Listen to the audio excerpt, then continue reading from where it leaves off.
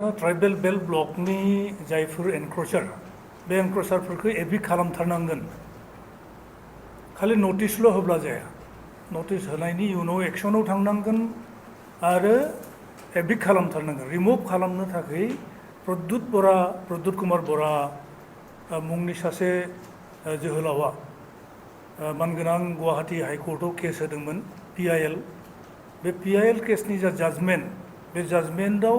बिटिआरनि जेरावहाय tribal belt block दङ बे ट्राइबेल बेल्ट ब्लकनि एनक्रचारफोरखौ रिमुभ खालामनो थाखाय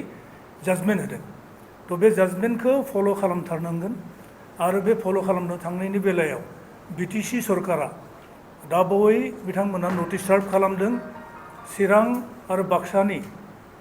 खायफा गामियाव नटिस सार्भ खालामदों बे नटिस सार्भ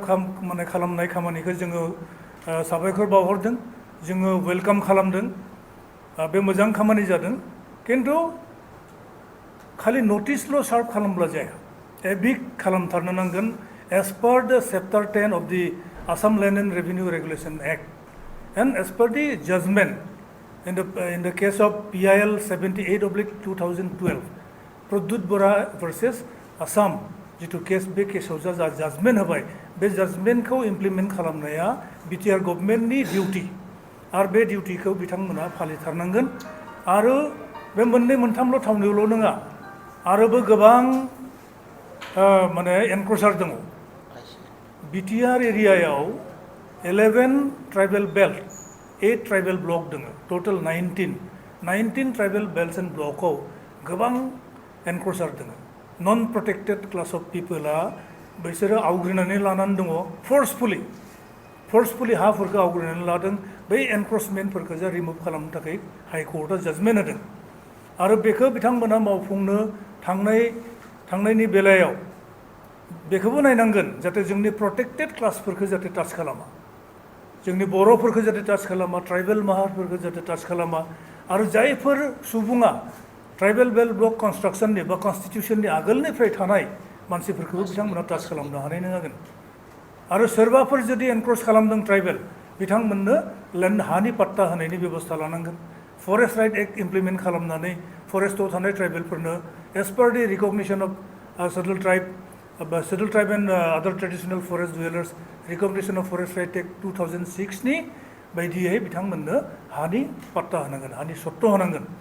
आरो ट्राइबेल बेल्ट ब्लकआव जुदि सोरबा ट्राइबेल नफा ननै जुदि दोङोब्ला एनक्रच खालामदोंब्ला बिथांमोननो हानि पाट्टा होनायनि बेबस्थाखौ खालामनांगोन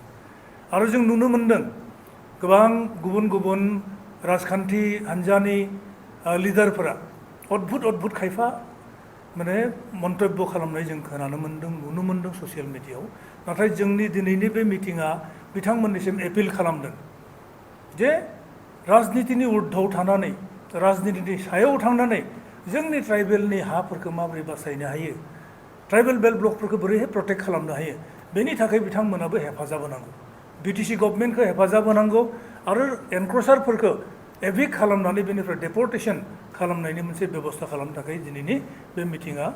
जोङो गभर्नमेन्टखौ डिमान्ड खालामदों आरो जों आसा फालिदों जे BTC गभर्नमेन्टआ थाबैनो एभिक्सन ड्राइभ खालामगोन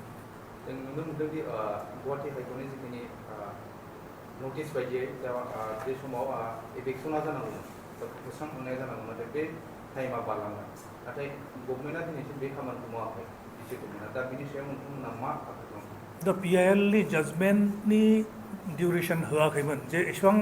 टाइमनि बिथोरावनो एभिक्सन खालामनांगौ होननानै बे केसा कन्टिनिउ जागासिनो आरो बे जाजमेन्टआ दासिमबो एक्जिस्ट खालामो गतिके BTC अथरिटिया सानब्लानो एभिक्ट खालामनो हायो आरो दाथ' इन्सट्राक्सन दंखायो प्रिन्सिपाल सेक्रेटारिनि इन्सट्राक्सन हरदों एक्सन टेकेन रिपर्ट बिहरदों कर्टआ गतिके जों बिथांमोनखौ सापर्ट खालामदों नोंथांमोना गो एहेड थां